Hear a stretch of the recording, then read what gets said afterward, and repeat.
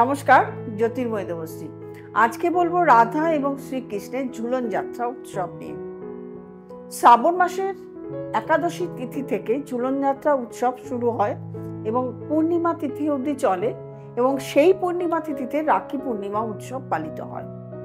এই শ্রাবণ মাসের এই যে ঝুলন উৎসব হয়, এই ঝুলন উৎসব ভারতবর্ষের চারিদিকে যেখানে যেখানে বৈষ্ণব ধর্মের রাধাকৃষ্ণের মন্দির আছে, যেমন প্রধান প্রধান মন্দির আমরা তো জানি, বৃন্দাবনে আছে, মথুরাতে আছে, নবদ্বীপে আছে, মায়াপুরে আছে। এছাড়াও যেখানে যেখানে আছে রাধাকৃষ্ণের মন্দির, সেই মন্দিরে সর্বত্র ঝুলন যাত্রা উৎসব পালিত হয়। রাধাকৃষ্ণের কতগুলো যাত্রা আছে, প্রায় 12টি যাত্রা আছে। তার মধ্যে মেন যাত্রাগুলো হলো রাসযাত্রা, দোল যাত্রা, ঝুলন যাত্রা। এই যাত্রাগুলো কিন্তু সব থেকে বেশি ইম্পর্টেন্ট। সেই জন্য মোটামুটিভাবে যারা বৈষ্ণব ধর্মাবলম্বী আছে তারা প্রত্যেকেই এই উৎসবটাকে উৎসবের সঙ্গে পালিত করেন। ঝুলন যাত্রা উৎসব কেন বলা হয়? এই শ্রাবণ মাস এবং বর্ষার মাস, এই বর্ষার সঙ্গে প্রকৃতির সঙ্গে মিলেমিশে একাকার হয়ে যায় শ্রী রাধা এবং শ্রীকৃষ্ণের প্রেম। এই প্রকৃতির সঙ্গে যে মিলেমিশে একাকার হয়ে যায়, সেই উৎসবকে ঝুলন যাত্রা বলে। এবং ঝুলন অর্থাৎ দোলনা, দোলনায় চড়ে রাধাকৃষ্ণকে দোলানো হয়। পূব থেকে পশ্চিম দিকে এই দোলনাকে দোলানো হয় বলে এই জন্য ঝুলন যাত্রা উৎসব হিসাবে পালন করা হয়।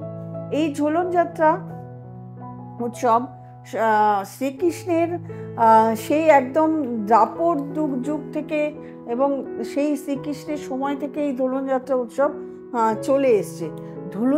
ঝুলন যাত্রা উৎসব সাধারণত যেভাবেই পালন করা হোক না কেন, কিছু নিয়ম নীতি নিষ্ঠা হিসাবে পালন করা হয়। সেই নিয়ম নীতি নিষ্ঠা হিসাবে যদি ঝুলন যাত্রা উৎসব পালন করা হয়, তাহলে কিন্তু রাধা এবং শ্রীকৃষ্ণ খুশি হন, এবং খুশি হয়ে আমাদের সংসারে এবং আমাদের জীবনের সুখ, শান্তি, সমৃদ্ধি এবং প্রেম, স্বামী স্ত্রীর মধ্যে প্রেম বা বিভিন্ন মানুষের সঙ্গে ভালো সম্পর্ক, সুসম্পর্ক গড়ে তোলেন। যাদের বাড়িতে ঝুলন যাত্রা উৎসব হয়, তারা রাধাকৃষ্ণের একটি দোলনাকে হলুদ রঙের ফুলে সজ্জিত করেন, এবং তার মধ্যে রাধা এবং কৃষ্ণকে হলুদ রঙের ড্রেস পরিয়ে, বস্ত্র পরিয়ে হলুদ দোলনায় বসান। এবং এই দোলনায় বসানোর পরে চারিদিকে হলুদ রঙের ফুল দ্বারা চারিদিকে সুসজ্জিত করা হয়। তার সঙ্গে হলুদ রঙের বস্ত্র, এবং যারা এই অনুষ্ঠানে অংশগ্রহণ করেন তারাও কিন্তু হলুদ রঙের বস্ত্র ব্যবহার করেন, পরিধান করেন।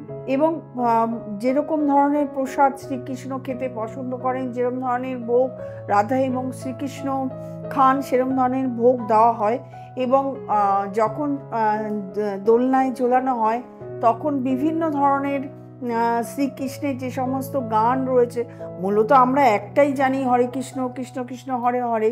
এটা ছাড়াও শ্রীকৃষ্ণের অনেক ধরনের গান রয়েছে, অনেক বাড়িতে গীতা পাঠ হয়, বিভিন্ন ধরনের আচার অনুষ্ঠান করা হয় রাধা এবং শ্রীকৃষ্ণের।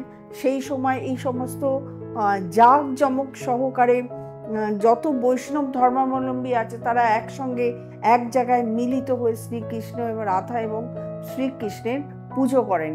এইভাবে ঝুলন যাত্রা উৎসব শেষ হয় ঠিক পূর্ণিমা যখন শেষ হয় তার সঙ্গে সঙ্গে, এবং এই দিন রাখি পূর্ণিমা উৎসবও পালন করা হয়। এই ঝুলন যাত্রা উৎসব আমরা যারা নিজেদের ঘরে পালন করি বা এতদিন করিনি, তাদেরকেও বলবো, এই ঝুলন যাত্রা উৎসব যদি বা ঝুলন যাত্রা আপনাদের রাধাকৃষ্ণকে যদি দোলনায় ঝুলিয়ে বাড়িতে ছোট্ট করেও যদি করতে পারেন না, অনেক সংসারে দেখা যায় যে অনেক স্বামী স্ত্রীর মধ্যে সম্পর্ক একেবারে খারাপ, দাম্পত্য জীবন অনেকটা একদম সম্পর্কের লাস্টে এসে থেকেছে, কিনারায় এসে থেকেছে, তাদের কিন্তু সেই সম্পর্কগুলো সুদৃঢ় হয়। অনেকের দেখা যায় যে বিয়ে হচ্ছে না, বিবাহ জায়গায় বিভিন্ন সমস্যা, অনেক জায়গায় কথাবার্তা হচ্ছে, বিয়ে হচ্ছে না। তারাও যদি বাড়িতে ছোট্ট করে রাধাকৃষ্ণকে দোলনায় যে প্রক্রিয়ায় দোলাতে হয় পূব থেকে পশ্চিম দিকে, যেরকম সূর্য ওঠে পূব দিকে এবং পশ্চিম দিকে অস্ত যায়, সেরকমভাবে যদি আপনার বাড়িতে আপনি এই প্রক্রিয়াটি করতে পারেন, তাহলে কিন্তু আপনার সন্তানের যার বিয়ে হচ্ছিল না তার বিয়ের দিকে অগ্রগতি হবে। শুধু যে স্বামী স্ত্রীর মধ্যে সম্পর্কটা না, একটা সম্পর্ক ভাই বোনের মধ্যেও সম্পর্ক হয়, প্রতিবেশীর সঙ্গে সম্পর্ক হয়, এবং ঘরের মধ্যে অন্যান্য ব্যক্তির মধ্যেও, বন্ধুত্বের মধ্যেও, শ্বশুর শাশুড়ির সঙ্গে, দেওর ননদের সঙ্গে, বিভিন্ন ব্যক্তির সঙ্গে যে সম্পর্কগুলো নষ্ট হয়ে যায়, অনেকের সম্পর্ক খুব তাড়াতাড়ি যেমন তৈরিও হয় তেমন নষ্ট হয়ে যায়, সেই সম্পর্কগুলো কিন্তু এই ঝুলন যাত্রায় যদি আপনারা ঝুলন যাত্রা ছোট্ট করে বাড়িতে আপনারা শ্রীকৃষ্ণ এবং রাধাকে যদি এই প্রক্রিয়াটি করতে পারেন, ঝুলন যাত্রা ছোট্ট আয়োজন করতে পারেন, বড় সড়ো যে করতে হবে এমন তো নয়, আপনি নিজেও পার্সোনালি একাও করতে পারেন, তাহলেও কিন্তু আপনার যে সমস্যাগুলো আছে সেগুলো দূরীভূত হয়। অবশ্যই এই দিন বাড়িতে সব পরিষ্কার পরিচ্ছন্ন রাখতে হবে এবং নেগেটিভ কথা বলবেন না, এবং কখনোই কালো বস্ত্র ব্যবহার করবেন না। নিজেরা যখন করবেন লাল অথবা হলুদ রঙের বস্ত্র ব্যবহার করবেন এবং মনে সবসময় আনন্দ রাখবেন। এইভাবে আপনি আপনার উৎসবটাকে পালন করে নিজের যে প্রবলেমগুলো আছে সেই প্রবলেমগুলোকে সলভ করবেন। যারা আমার কাছে দেখাতে আসতে চাইছেন তাদের নিচে যে স্ক্রলে নাম্বারটি রয়েছে সেই নাম্বারটিতে ফোন করবেন, বুকিং করবেন, চলে আসবেন। যারা অনলাইন দেখাতে চাইছেন তারা একটু ফোন করে জেনে নেবেন অনলাইনের প্রসেসটা কি আছে। যারা নতুন প্রোগ্রাম দেখছেন তারা অবশ্যই সাবস্ক্রাইব করবেন, লাইক করবেন, কমেন্ট করবেন, শেয়ার করবেন এবং নোটিফিকেশন অল বেলটি প্রেস করতে ভুলবেন না। তাহলেই না আপনার কাছে সব অনুষ্ঠানের নোটিফিকেশন আপনার কাছে চলে যাবে। প্রত্যেকে ভালো থাকবেন, আনন্দে থাকবেন। নমস্কার।